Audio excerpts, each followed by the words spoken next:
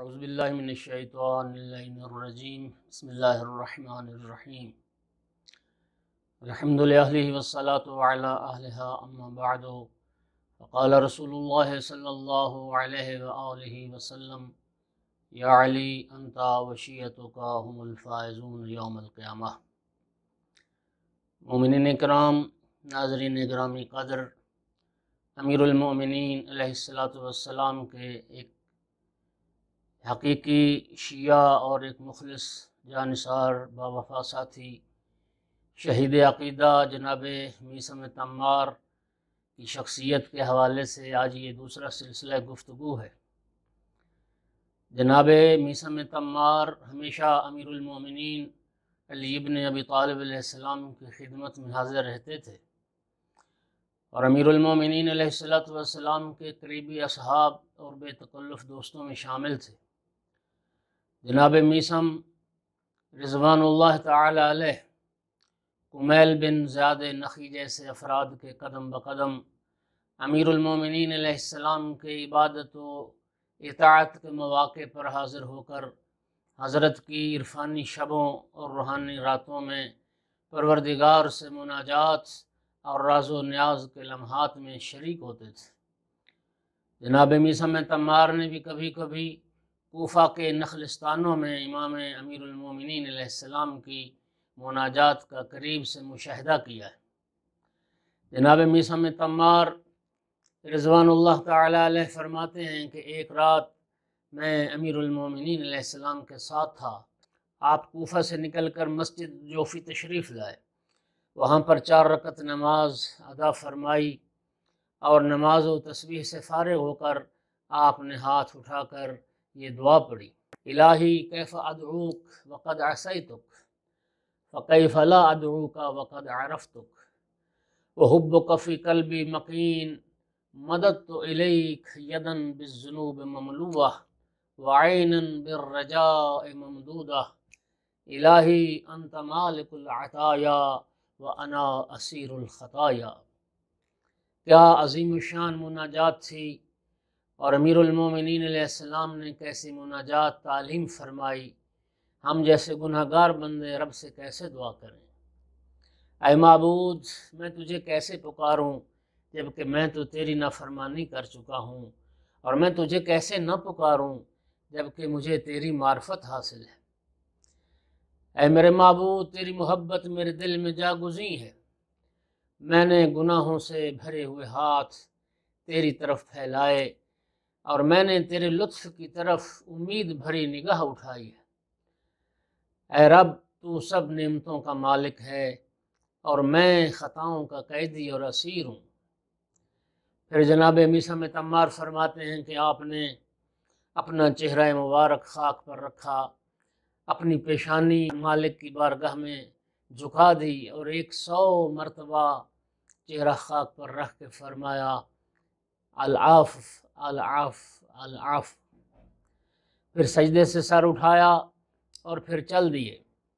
میں بھی آپ کے پیچھے پیچھے چلنے لگا۔ آپ ایک بیابان میں تشریف لائے اور امیر المومنین علیہ السلام نے زمین پر ایک لکیر کو کھینچا، ایک خط کھینچا زمین پر، اور فرمایا کہ میرے آنے تک تم اس لکیر سے آگے نہ بڑھنا، اس لائن کو عبور نہ کرنا۔ میثم کہتے ہیں میں رک گیا اور آپ آگے چلے گئے۔ بیابان میں سناٹا تھا، رات تاریک تھی۔ میں نے اپنے آپ سے کہا کہ میں نے اس بیابان میں اپنے آقا و مولا کو تنہا چھوڑ دیا، جبکہ پورا عرب ان کے دشمنوں سے بھرا پڑا ہے۔ اگر خدا نہ خواستہ انہیں کوئی تکلیف پہنچی تو میں قیامت کے دن خدا کو اور رسول خدا کو کیا منہ دکھاؤں گا۔ ہائے افسوس، مجھے ایسا نہیں کرنا چاہیے تھا۔ پھر میں نے لکیر سے آگے بڑھ کر اور باہر نکل کر اپنے آقا کا پتہ چلانے کا ارادہ کر لیا۔ اگرچہ میرا یہ عمل آپ کے حکم کی خلاف ورزی تھا، چنانچہ عشق علی علیہ السلام کے جذبے سے مجبور ہو کر میں اس لکیر سے آگے بڑھ گیا اور بیابان میں انہیں ڈھونڈنے لگ گیا۔ ایک جگہ پہنچا تو میں نے کیا دیکھا کہ ایک کنویں کی منڈھیر پر بیٹھے ہیں۔ میں نے دیکھا کہ اپنے سر کو کمر تک چاہ میں ڈال کر مناجات کر رہے ہیں۔ آقا کا چہرہ کنویں کی طرف ہے اور آپ باتیں کر رہے ہیں اور کنویں سے بھی کوئی جواب آ رہا ہے۔ جیسے ہی میرے قدموں کی آہٹ سنی تو فرمایا کون ہو؟ میں نے عرض کی آقا میں میثم ہوں۔ مولا نے فرمایا میثم کیا میں نے تمہیں حکم نہیں دیا تھا اس لکیر کے پار رہنا؟ عرض کی جی ہاں، لیکن میرے دل نے آرام نہیں پایا، مجھے آپ کی دشمنوں کی طرف سے خوف تھا، اس لیے چلا آیا، اس بیابان میں تنہا نہیں چھوڑنا چاہتا تھا۔ اگر خدا نخواستہ آپ کو کوئی گزند پہنچی تو میں اپنے آپ کو معاف نہیں کر سکوں گا۔ اس وقت مولا امیر المومنین علیہ السلام نے فرمایا میثم یہ بتاؤ تم نے میری گفتگو سنی ہے؟ میں نے عرض کی آقا میں نے صرف آواز تو سنی ہے لیکن میں سمجھا کچھ بھی نہیں۔ اس وقت امیر المومنین علیہ السلام نے میثم فرماتے میری طرف رخ کر کے یہ اشعار پڑھے وفی الصدر لبانات اذا ذاقا لہا صدری نقدت الارض بالکف فابدیت لہا سری فمہما تنبت الارض فذاق النبت من بذری۔ ان اشعار کا ترجمہ یہ ہے کہ میرے دل میں بہت سے درد ہیں، میرے دل میں بہت سے راز ہیں، اور جب میرا سینہ تنگ پڑ جاتا ہے، میرا دل تنگ ہو جاتا ہے اور سینہ پھٹنے کو آتا ہے تو میں اپنے ہاتھ سے زمین کو کھودتا ہوں اور اپنے درد اور اپنے سارے راز اس زمین میں دفن کر دیتا ہوں، میں زمین میں چھپا دیتا ہوں۔ اور فرمایا کہ زمین سے جو بھی نباتات اگتی ہیں، جو بھی گھاس اگتی ہے، اس کا جو بیج ہے وہ میرا بویا ہوا ہے، یعنی اس کا بیج میری وہ آہیں ہیں اور میرا وہ سوز و گداز ہے۔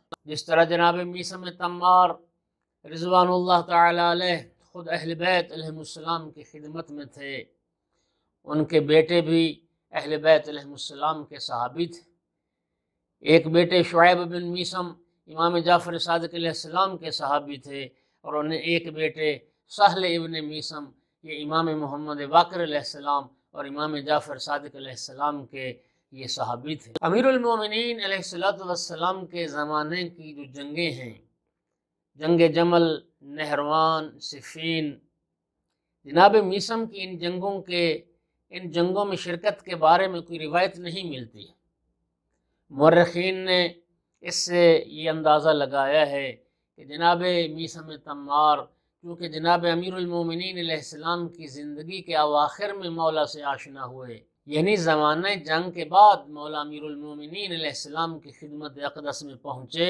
اور اس پر ایک اور دلیل یہ ہے کہ جناب میثم سے جو روایات نقل ہوئی ہیں وہ بھی جناب امیر المومنین علیہ السلام کی حکومت کے اختتامی ایام سے مربوط ہیں، اس لیے وہ آقا کے ہم رکاب ہو کر جنگ کرنے کی سعادت حاصل نہ کر سکے اور امیر المومنین علیہ السلام کے زمانے کی جنگوں میں مولا کے ساتھ شریک نہ ہو سکے۔ حاکم شام جناب امیر المومنین علی ابن ابی طالب علیہ السلام اور اصحاب امیر المومنین علیہ السلام پر سب و شتم کرتا تھا، تو جناب میثم تمار کو بھی وہ برائی سے یاد کرتا تھا اور میثم تمار کو بھی گالیاں دیتا تھا۔ جناب امیر المومنین علیہ السلام کی شہادت کے بعد جناب میثم کا شمار جناب حسنین کریمین شریفین کے اصحاب میں ہوا۔ امام حسین علیہ السلام کی جناب میثم تمار پر خصوصی شفقت اور توجہ تھی، اور امام حسین علیہ السلام جناب میثم کو نیکی سے یاد فرمایا کرتے تھے۔ امام رضا علیہ السلام سے ایک روایت ہے کہ جناب میثم تمار ایک دن امیر المومنین علیہ السلام کے در اقدس پر آقا امیر المومنین کی بارگاہ میں پہنچے تو معلوم ہوا کہ جناب امیر المومنین علیہ السلام محو استراحت ہے۔ میثم پکار اٹھے مولا اٹھیے، وہ وقت بہت نزدیک ہے جب آپ کی داڑھی کو آپ کے سر کے خون سے رنگین اور سرخ کیا جائے گا۔ مولا امیر المومنین علیہ السلام نے فرمایا ہاں میثم تم سچ کہتے ہو، وہ وقت بہت قریب ہے کہ جب میری داڑھی میرے سر کے خون سے خضاب ہوگی۔ پھر میرے آقا امیر المومنین علیہ السلام نے فرمایا میثم تمہیں بھی میں ایک خوشخبری سناؤں؟ عرض کی جی آقا ضرور سنائی۔ فرمایا اے میثم خدا کی قسم وہ وقت بھی قریب ہے، وہ وقت دیکھ رہا ہوں کہ تمہارے ہاتھ پاؤں کاٹ دیے جائیں گے، تمہاری زبان کو کاٹ دیا جائے گا، تمہیں صلیب اور سولی پہ چڑھایا جائے گا اور سولی پہ تمہاری زبان کاٹی جائے گی۔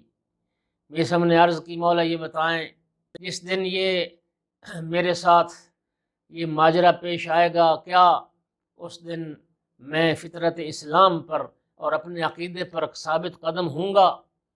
آپ نے فرمایا ہاں۔ قاضی نور اللہ شوستری رضوان اللہ تعالی علیہ نے اپنی کتاب مجالس المومنین میں لکھا کہ جناب امیر المومنین علیہ السلام نے ایک دن جناب میثم تمار کو بلایا اور فرمایا یا میثم کیف انت اذا دعاک دعی بنی امیہ عبید اللہ ابن زیاد الی البراءۃ منی، اے میثم وہ وقت تمہارے لیے کیسا ہوگا کہ جب بنی امیہ کا ایک حرام زادہ تمہیں مجبور کرے گا اور تم سے تقاضا کرے گا کہ تم مجھ سے برات کا اظہار کرو اور میری ولایت سے دستبردار ہو جاؤ اور مجھ سے نفرت کرو۔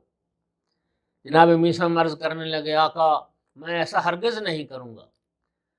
مولا امیر المومنین نے فرمایا میثم اگر تم ایسا نہ کرو گے تو تمہیں سولی پر لٹکا دے گا۔ میثم نے کہا اذن واللہ اصبر وذاک فی اللہ قلیل، خدا کی قسم اس وقت میں صبر کروں گا، راہ خدا میں یہ تکلیف تو بہت معمولی بات۔ اس وقت مولا امیر المومنین علیہ السلام نے فرمایا اذن تکونوا معی فی درجتی، اے میثم اگر تم اس دن صابر اور ثابت قدم رہے تو پھر قیامت کے دن تم میرے ساتھ اور میرے درجے میں ہوگے۔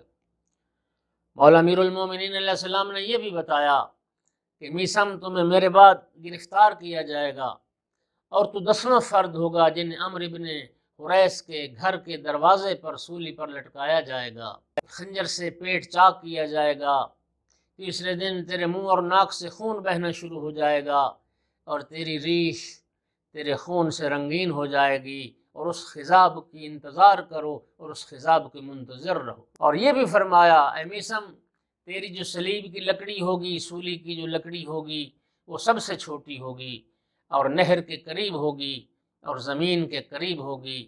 اور فرمایا میثم اب میرے ساتھ چلو، اب میرے ساتھ چلو تاکہ وہ کھجور کا درخت تمہیں دکھاؤں کہ جس کی لکڑی پر تمہیں سولی پر لٹکایا جائے گا۔ پھر مولا امیر المومنین علیہ السلام نے جناب میثم تمار کو وہ درخت دکھایا۔